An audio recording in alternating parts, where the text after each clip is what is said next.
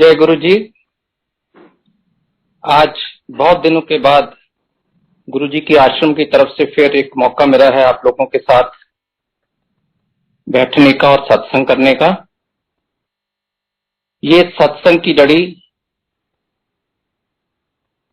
8 सितंबर 2020 में शुरू की गई थी और अब 9 महीने में इसने बहुत सारी संगत को जोड़ा है।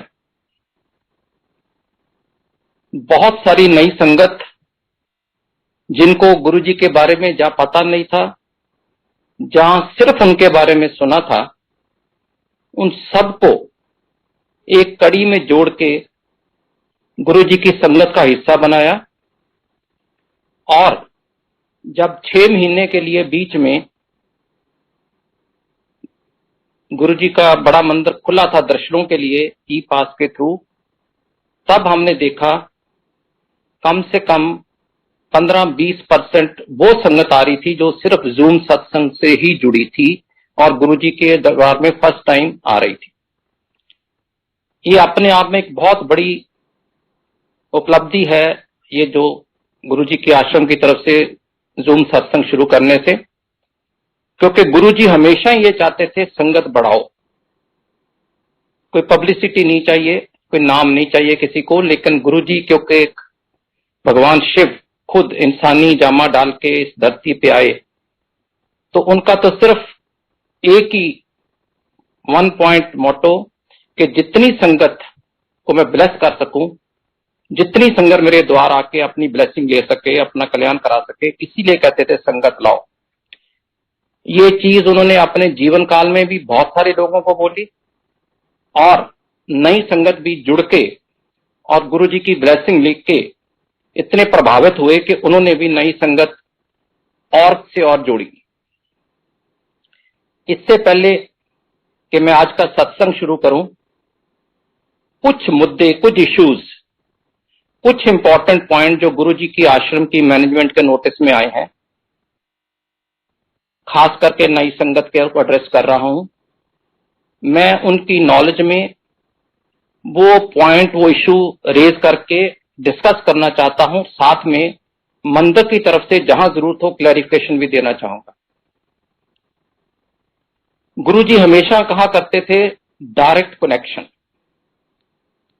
ये एक बहुत बड़ा माध्यम है जो गुरुजी ने हम सबको सिखाया कि कोई भी उनका दूत या मैसेंजर नहीं बन सकता। अगर मेरे को भी कोई गुरुजी से बात करनी है तो मेरे को ही करनी है, मेरी वाइफ को करनी है, मेरे बच्चों को करनी है तो उनको ही करनी है। इसीलिए डायरेक्ट कनेक्शन के ऊपर गुरुजी ने बहुत जोर दिया। और मेरे को तो पर्सनली एक दफा गुरुजी ने बैठे बैठाए के, नारंग अंकल डायरेक्ट कनेक्शन बनाओ फिर देखो मजे। तो डायरेक्ट कनेक्शन के ऊपर मैंने और बहुत सारी और संगत ने बड़े सत्संग किए हैं, लेकिन देखने में आ रहा है कि डायरेक्ट कनेक्शन की बजाय जो नई संगत है वो थोड़ी प्रभावित होकर इनडायरेक्ट कनेक्शन की तरफ जा रही है। मैं ये नहीं कह रहा सभी लोग ऐसे कर रहे हैं, पर जो भी 5-10% लोग ऐसे गुमराह हो गए जहां इनडायरेक्ट कनेक्शन की तरफ चल पड़े, मैं उनको ये एड्रेस कर रहा हूं। गुरु जी का कोई मैसेंजर नहीं है, गुरु जी का कोई दूत नहीं है। गुरु जी किसी के थ्रू आपको सवाल जवाब नहीं करते, लेकिन जो मैंने पिछले कुछ दिनों में देखा या कुछ महीनों में देखा, ये जानकर सोचकर दुख हुआ है कि बहुत सारे लोग, यानी कि कुछ लोग आजकल गुरु जी के दूत बन के संगत को गुमराह कर रहे हैं।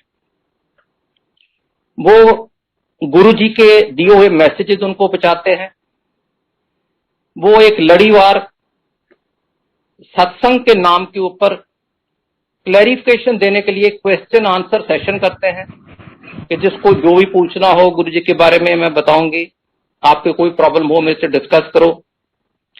और एक तो किसी ने नया ही सिलसिला शुरू कर दिया, मन की बात गुरु जी के साथ।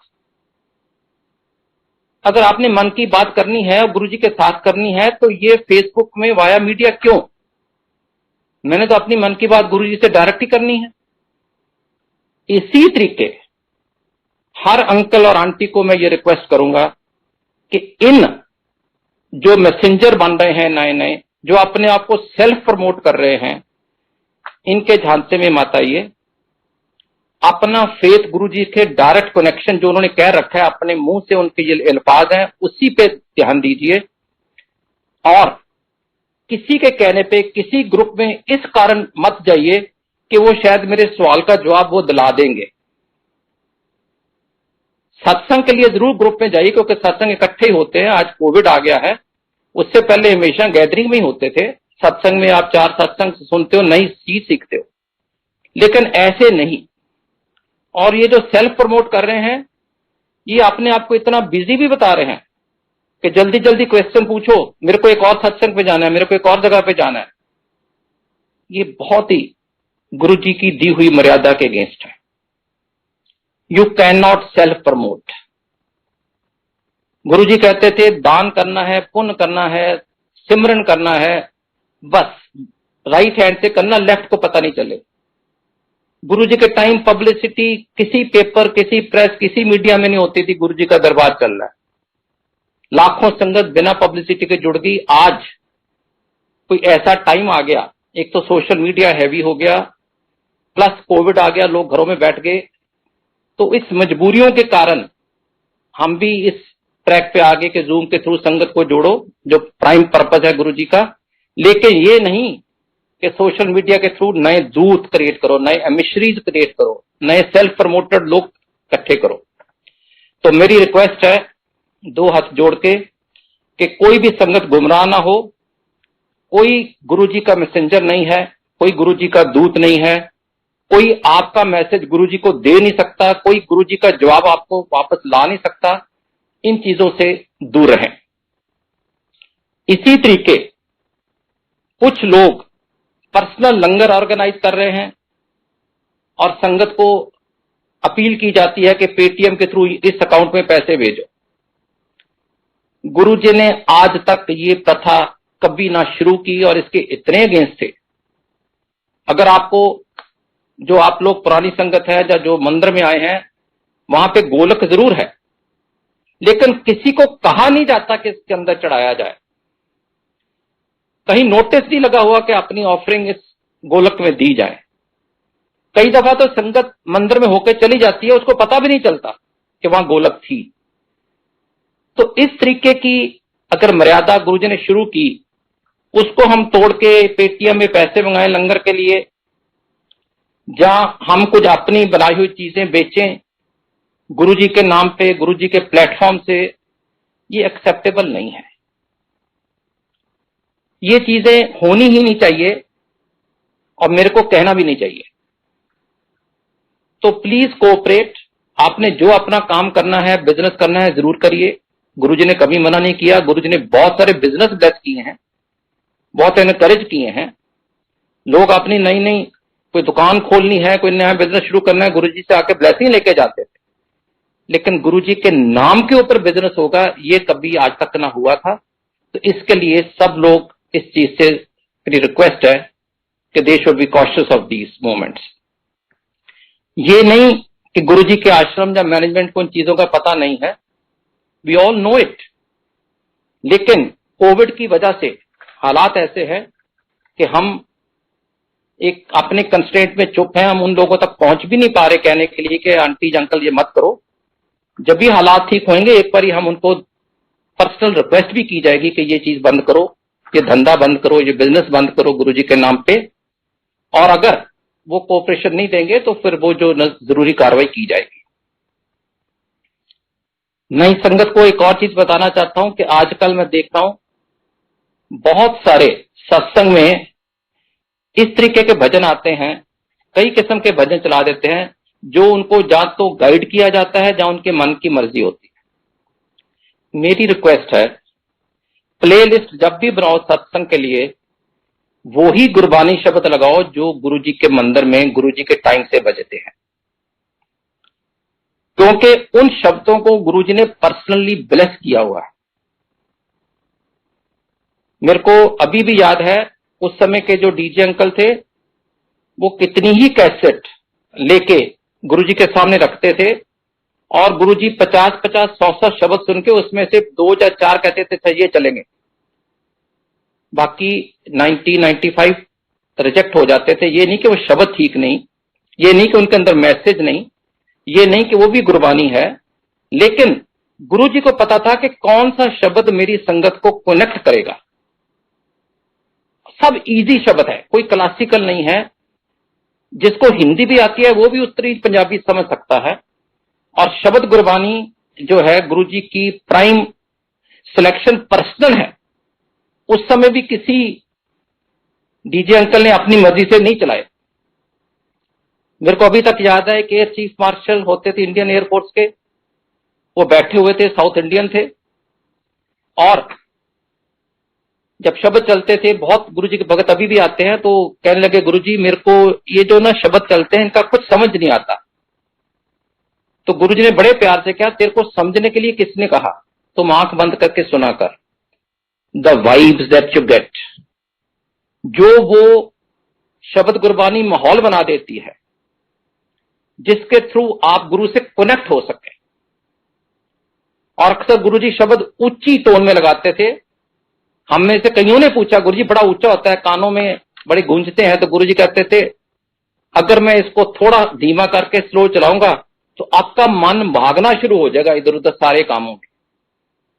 जो दिन में सारे काम काज करके एंड में आप गुरु के दरबार में आए हो, तो पर्पस तो यही है कि गुरु से कनेक्ट हो। और अगर आपका मन भागना शुरू हो गया तो फिर पर्पस भी कर होगा। इसलिए मैं ऊंचे लगाता हूं ताकि आपके कान इतने बिजी रहे कि आपको कान में गूंजे तो आपके मन में कोई और विचार ही ना आए, जबरदस्ती ही शब्द सुनना पड़े। सो माय रिक्वेस्ट कि जो शब्द गुरुजी के टाइम लगते थे वो ही शब्द प्ले किए जाएं। ये नई संगत को खास करके रिक्वेस्ट की जाती है। एक और पॉइंट देखने के लिए आया है कि जब गुरुजी की गद्दी लगाते हैं, हम में से कुछ लोग मर्यादा का पालन नहीं करते। हर धर्म के लोग गुरुजी के मंदिर भी आते हैं, गुरुजी की संगत में भी हैं, सिख भी हैं, जैनी भी हैं, बौद्धि भी हैं, मुसलमान भी हैं, क्रिश्चियन भी हैं, हिंदू तो है ही।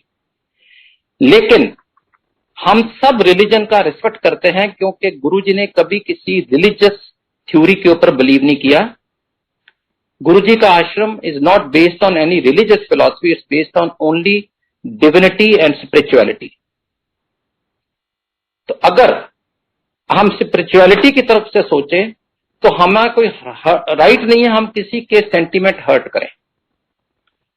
देखने में आया है, जो मेरे पास पहुंची है खबर, के कई लोगों ने गुरुजी की गद्दी लगाई, उनके नीचे उनके पांव लगाए और उन पांव के नीचे किसी गुरु की फोटो लगा दी। हर एक को अपना गुरु प्यारा है और गुरुजी ने भी यही कहा, शक्ति एक है, सब मैनिफेस्टेशंस हैं। तो इसलिए कोई भी किसी की भी, आप अपने घर में भी सत्संग करें, गद्दी गुरुजी की होगी। अगर आपने किसी की भी फोटो लगानी है, गणेश जी की लगानी है, शिव जी की लगानी है, गुरु नानक की लगानी है, किसी की भी लगानी है, वो राइट या लेफ्ट पे बराबर पे लगाओ, नीचे पांव के नीचे किसी की फोटो नहीं लगाओ। इससे कुछ लोगों को इतराज है, वो फिर मंदिर को कंप्लेंट करते हैं, उनके सेंटीमेंट हर्ट होते हैं। और कई दफा उस संगत में नए लोग गए होते हैं जो बिल्कुल पहली दफा जाते हैं, वो शॉक हो जाते हैं। तो हमें इस तरीके की कंट्रोवर्सी में नहीं आना। संगत जी प्लीज रिक्वेस्ट है अगेन दो हाथ जोड़ के कि आप गद्दी लगाने की मर्यादा जरूर समझें और उसी तरीके से चलें।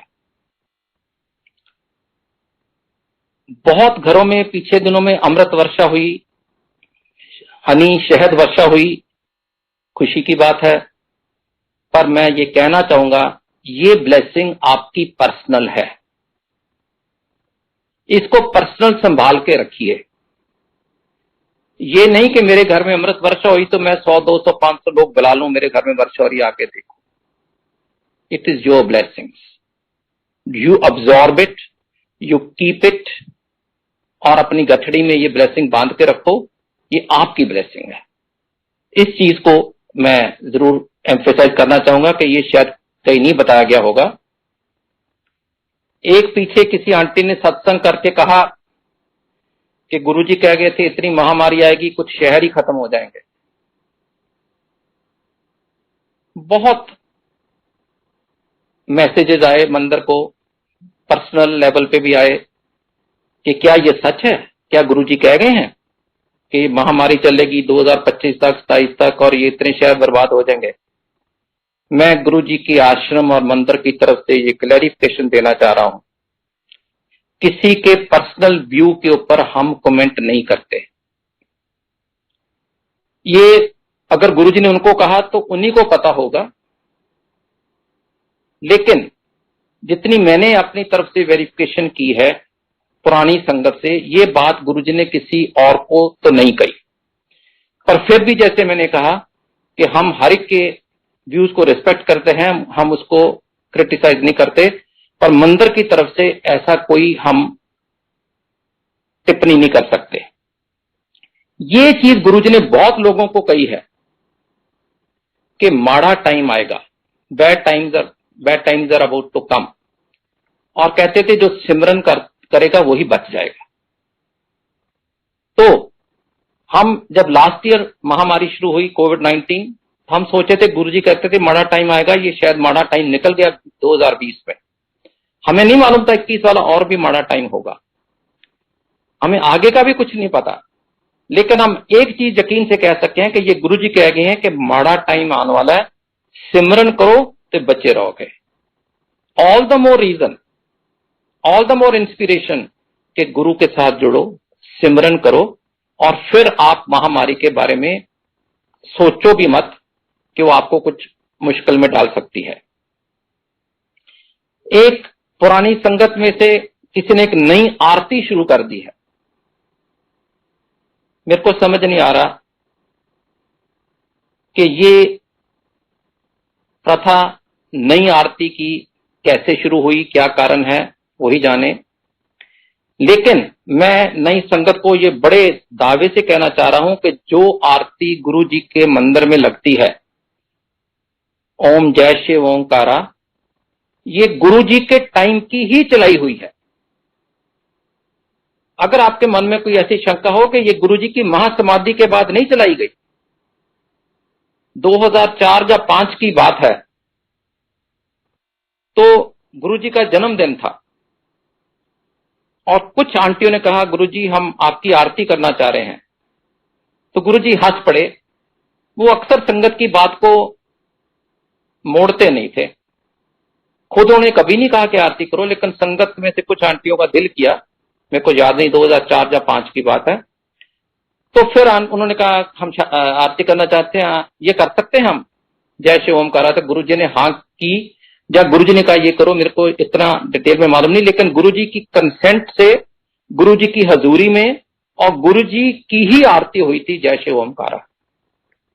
अब ये देखो कि आज तक जितने संत महात्मा पुरुष हिंदुस्तान में आया, India the land of gods and goddesses and महापुरुष, किसी ने भी अपनी आरती, शिव की आरती नहीं कराई, क्योंकि वो अपने आप को जानते हैं कि वो शिव के बराबर हो नहीं सकते।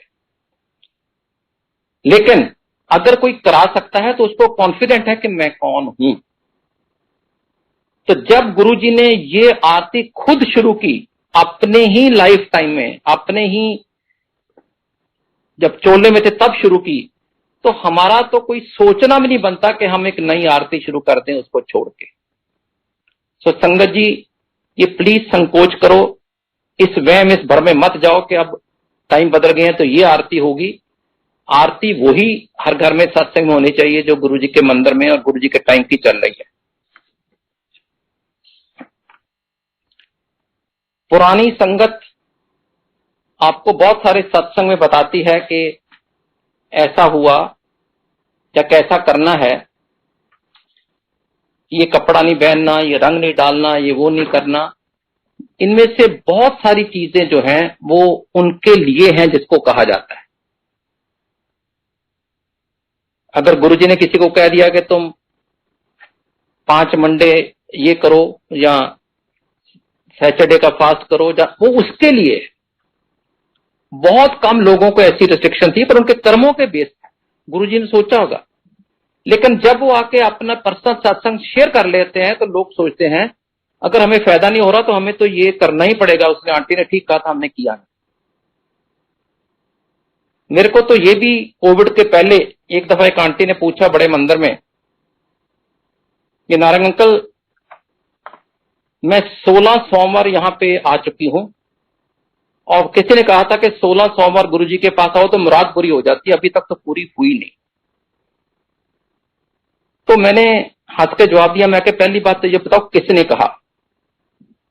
इसे आंटी का तो नाम भूल गई, सत्संग में सुना था। और दूसरा मैंने ये कहा कि गुरुजी ने कभी ऐसे भ्रमों में डाला ही नहीं। और ये आज भी पत्थर के लकीर से कह सकता हूं कि गुरुजी वाज अगेंस्ट सुपरस्टिशंस। हाँ, अगर किसी को कह दिया ये नहीं करना, ये उसके कर्मों का खेल है, उसके लिए है, आंटी हो या अंकल। इसको जनरलाइज मत करिएगा, और जनरलाइज करने से आपको उसका कोई फायदा नहीं मिलने वाला, और वो आपकी सिमरन में विघ्न रहता है। जब ये जो हम माला जपते हैं, गुरुजी इसको भी कहते थे मत करा करो। और मैंने एक दफा पूछ लिया, मैं कहा गुरुजी माला तो भगवान के नाम ही सिमरन होता है, इसको भी आप क्यों मना करते हो? तो मेरे को 1 to 1 बोले, नारंग अंकल, बहुत कम लोग सिमरन करते हैं माला के साथ। 99.9% जब वो माला कर रहे हैं तो वो गिनते रहते हैं 80, 90, 95 कितनी होगी, 108 कब पूरे होंगे, गिनती करते रहते हैं। उनका ध्यान गुरु की तरफ नहीं होता है। वही अगर 5 मिनट 10 मिनट आप सिमरन लगाओ, उसका ज्यादा फायदा है, क्योंकि इसके अंदर आपके मन में बैक ऑफ द माइंड आप गिनती कर रहे हो और आप सोच रहे हो भी अब मेरा 1 हो गया सर्कल, 2 हो गए, 3 हो गए, कितने जो भी आपने सोचे हैं करने हैं, तो इसे आप उसमें रहते हो, सिमरन में कम रहते हो। He always said I am a very practical guru. और जब कोई प्रैक्टिकल गुरु है तो प्रैक्टिकल बातें ही करेगा। कुछ सेवादार अपने सत्संग में ये कह रहे हैं कि वो मैनेजमेंट का हिस्सा हैं। I will only clarify one thing, कि इतनी बड़ी ऑर्गेनाइजेशन जहां पे लाखों में संगत आ रही है, उतने ही सेवादार चाहिए। आज के दिन में बड़े फंक्शनों में हमारे 3 से 4 हजार सेवादार डिफरेंट ड्यूटीज में, पार्किंग की, शू स्टैंड की, सिक्योरिटी की, और बाकी मंदिर की अंदर की इतनी ड्यूटीज जो होती हैं वो शिफ्ट में करते हैं। कुछ लोग 1 महीना पहले ज्वाइन किए होंगे सेवादार, कुछ 6 महीने पहले किए होंगे, किसी का पहला दिन भी होगा। वो सारे सेवादार मैनेजमेंट का हिस्सा नहीं बन जाते। और वैसे भी कॉमन सेंस की बात है कि कोई भी इंस्टीट्यूशन 3-4 हजार की मैनेजमेंट से चलाई भी नहीं जा सकती। मैनेजमेंट हमेशा वही 15-20 लोग होते हैं जो गुरुजी का आश्रम या ट्रस्टी उनको नॉमिनेट करते हैं। वो सेवादारों की कोऑपरेशन के साथ, उनकी राय लेके, उनको साथ लेके मंदिर की व्यवस्था चलाते हैं। लेकिन अगर सेवादार अपने आप को मैनेजमेंट कहें तो वो एक गलत मैसेज आता है। कोई सेवादार कहे कि मैं गुरुजी के आश्रम का मैनेजमेंट का सदस्य हूं, तो मैं ये चाहता हूं, तो लोग बड़ी जल्दी बिलीव करेंगे, यार ये तो बहुत हाई लेवल का फंक्शनरी है, इसने कहा तो सच होगा। उनको नहीं पता होता उसने सेवा अभी कल ही शुरू की। तो इसलिए please differentiate between management and सेवादार। Management can run only with the cooperation of सेवादार। Management runs only with the feedback from सेवादार। मैनेजमेंट रन्स ओनली थ्रू सेवादार। हम आपस में एक कड़ी हैं, अलग नहीं है। लेकिन कोई सेवादार सत्संग में यह कहे कि मैं मैनेजमेंट का हिस्सा हूं, इससे थोड़ा सा मैसेज गलत जाता है। मैं रिक्वेस्ट है सेवादारों को कि आपकी सेवादार होना ही बहुत बड़ी बात है। आप उस तरीके को अपने आप को प्रोजेक्ट करिएगा। आज के दिन में कोविड नॉर्म सारी दुनिया, सारी गवर्नमेंट, हर कोई कह रहा है अपनाने के लिए। और ये जो है इसमें सोशल डिस्टेंसिंग, मास्क पाना, फ्रीक्वेंटली हाथ धोना वगैरह सब आपको मालूम है। मैं सिर्फ इसलिए कहना चाहूंगा कि मंदिर जब 6 महीने के लिए खुला था 19 अक्टूबर 2020 को और फिर 8 अप्रैल को बंद करना पड़ा जब सेकंड टाइम लॉकडाउन होने लगी। उस 6 महीने में जिस तरीके से ई पास के थ्रू हमने सोशल डिस्टेंसिंग रखी, जिस तरीके से मास्क डाला, टेम्परेचर चेक किया गया जगह जगह पे, जिस तरीके से प्रिकॉशन लिए गए थे, ये बहुत प्रशंसा इसकी हुई है। और ये सब संगत जो है और सेवादार जो हैं वो इसके मुबारक के हिस्सेदार हैं, ताकि उन लोगों ने, संगत ने कोऑपरेट किया, सेवादारों ने इंप्लीमेंट किया। और ये ठीक है मुबारक मैनेजमेंट को आई, लेकिन ये आ नहीं सकती थी जब तक सेवादार और संगत की कोऑपरेशन नहीं होती। मैं आप सबका बहुत बहुत आभारी हूं। कोविड के दौरान कुछ लोगों की जान भी गई है, इसमें हमारी संगत के भी हैं, सेवादार भी हैं। ये महामारी ही ऐसी है। मैं गौरव अंकल की तरफ से, गुरुजी के आश्रम के ट्रस्ट की तरफ से, पूरी मैनेजमेंट और सारी संगत की तरफ से उन सब परिवारों को सहानुभूति करते हुए उन बिछड़ी आत्माओं को श्रद्धांजलि देता हूं। गुरुजी उनको अपने चरण कमल निवास रख दें। उनके लिए क्या अच्छा बुरा है, अगर गुरु के भगत है तो गुरुजी ही जानते हैं। फिर भी इस दुख के मौके पे, दुख की घड़ी में हम उनके साथ खड़े हैं।